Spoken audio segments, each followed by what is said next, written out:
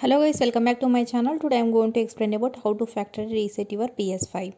A hard reset can resolve problems with your PlayStation 5 such as the download queue error. Follow the steps to restore your PS5 state it was when you have got it.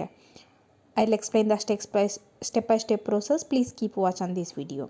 Before that, resetting the PS5 will wipe all games, save data and other content from the system. If you get another console, you can retrieve content from the cloud. Just watch the steps now. For this, first step is from the home page, go to settings, select a system, select system software, select reset options, select reset your console, select reset. The PS5 will restart. You will be taken through the setup process.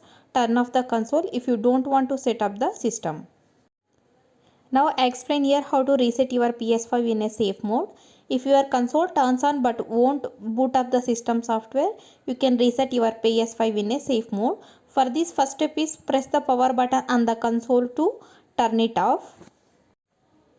Press and hold the power button until you hear a second beep, about 10 seconds. Connect a PS5 controller to the console and press the PS button.